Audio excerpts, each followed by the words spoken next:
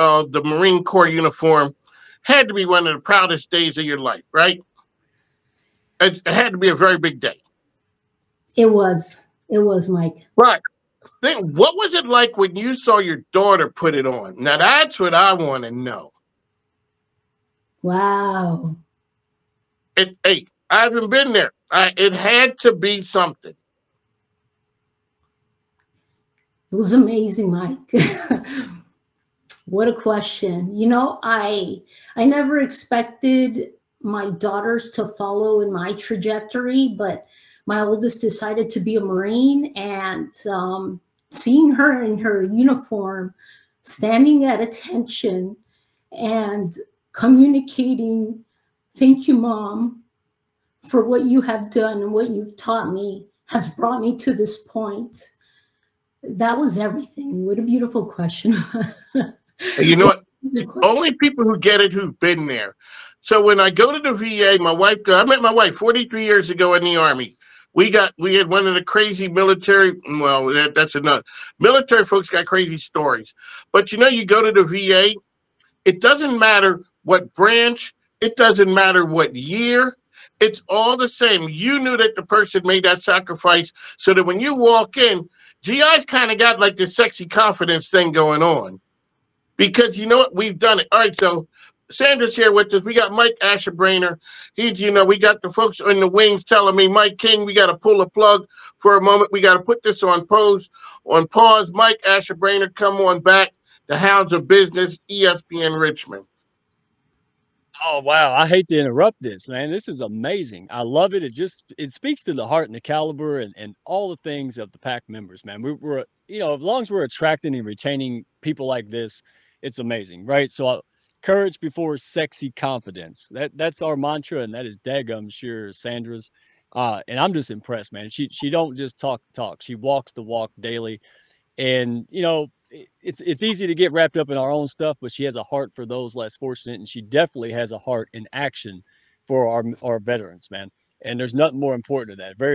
Very few things are more important than helping those who served, sacrificed, their families sacrificed, and I just love what I'm hearing, man. So thank you for the opportunity. And yeah, if you want to join the PAC, you want to learn more, scan the QR code, find us on Hounds of Business, LinkedIn, find us on YouTube or redneckfinancialcoach.com. But this says it all about who we are, how we push each other up, and that's it. So if you're looking to join a network of winners like this and make some good things happen, make a big impact in the world, well, dadgummit, you come to the right place. So thank you both. And wow, I can't wait for the second half. I'm going to get on out of here, Matt.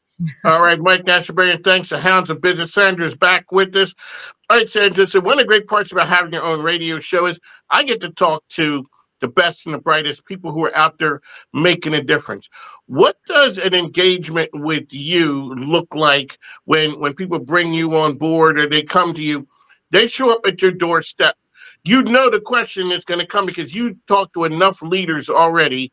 You know it's coming. You don't know whether it's right now or next week, but you know it's coming. What does an engagement with you look like? Well, it all depends what they need at the moment. And this is where I guide leaders.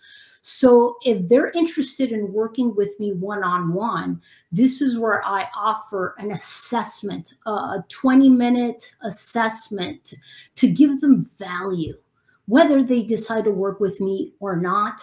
But in that assessment, to be honest, I'm checking to see, I ask questions to not only really get an understanding of what this leader needs and how I can help them spark momentum, but more importantly, does this leader genuinely have what it takes to work with me? Because I don't work with everybody.